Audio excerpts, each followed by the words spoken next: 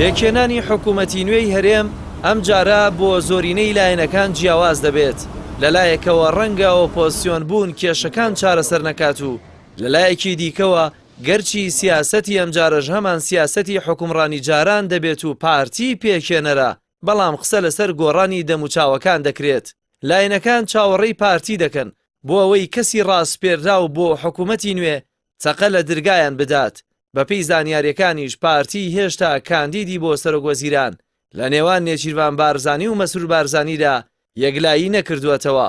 گەرچی یەکگرتووی ئیسلامی و نەوەی نوێ وەکو دوو لایەنی سیاسی خۆیان بۆ بەرەی ئۆپۆزیسیۆن یەکلایی کردووەتەوە و ناچنە حکوومەتی داهاتووەوە، بەڵام مەرج نییە سێ لایەنەکەی دیکە یەکێتی نیشتیمانی و بزوتنەوەی گۆڕان و کۆمەڵ ئیسلامی بەشداری حکوومەت نەکەن.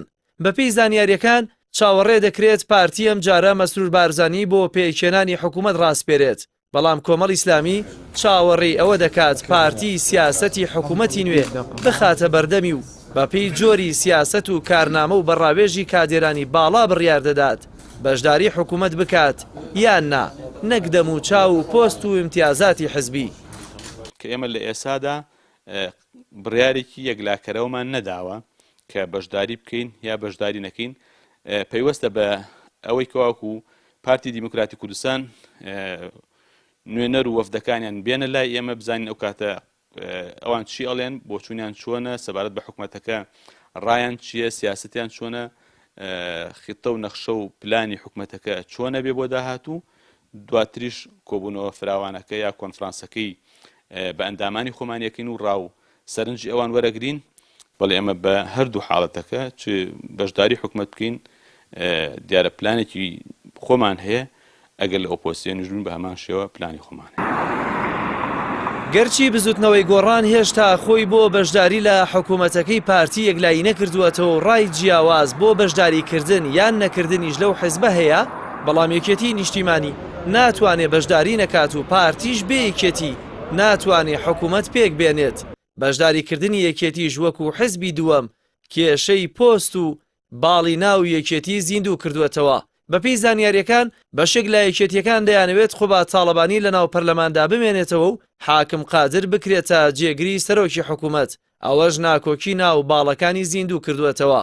بەپێی وتەی ئەندامێکی سەرکردایەتی یەکێتی ئەوان لیژنەیان پێکهێناوە بۆ پێشوازی لە وەفدی پێکهێنەری پارتی و هەندێک لە پۆست و وەزارەتەکانیشیان لای خۆیانەوە دیاری کردووە کە داوای بکەن. دوو بەرنامەمان یاخود دوو لوژنەمان پێکهێناوە، یەکێکیان بۆ بەرنامەی حکوومەت ئەوەی کە بەرنامەی وتوێش سەبارەت بە پێکهێنانی حکوومەت و لوژنەیەکی ناوخۆیشمان پێکهێناوە بۆ ڕێخستنی ئەم مەسەلەیە لە ناو خۆمانە. هەردوو لوژنە کارەکانیان جێبەجێ کردووە و ئامادەین بۆ ئەوەی کە لوزنەی دانوستانکار دەست بکات بە دانوستان. ناتوان شتێکی دیاریکرا و باز بکەم چونکە ئەمە ئەوەستێتە سەر ئەوەی کە لە وتوێژەکانە چۆن باسی لە مەسەلەکان ئەکرێ، بەڵام بە دڵنیایەوە ئەو مەسەلەی کە ئێمە زۆر بەنامانەوە گرنگە ئەوەیە کە ئەم حکوومەتە حکوومەتی شەریکایەتی بێت. حکوومەتەکانی پێشوش ئەوەی پێشوش هەر حکوومەتی شەریکایەتی بوو، یان ناتوانن نکۆڵی لێ بکەن، بەڵام جۆری شەریکایەتیەکە بە ئەم جارە ڕاستەقی نەبێت. هەرچەندە حکوومەتی داهاتوو بۆ خەڵک گرنگی لە چارەسەرکردنی قەیرانەکانە و بژێوی ژیانیاندا، بەڵام ڕەنگە بۆ هەندێک لایەنی سیاسیش گرەوی بردنەوەی زۆری نەبێت لەسەر ئەو یاسا و بڕیارانەی کە پەیوەستن بە بەرژەوەندی حزبی و شەخسی و هێشتنەوەی دەسەڵات لەلایەن لایەنەکانی دیکەش گەرچی لەبەری خەڵکدان، بەڵام کەمی متمانەی خەڵک بەوان هەم لە پێکهێنانی حکوومەت و هەم ڕۆڵیان لە حکوومەتی داهاتوو پەرلەمان بێدەست و پێی خستوون. جەلال محەممەد، کەناڵی ئاسمانی پەیام، سلێمانی.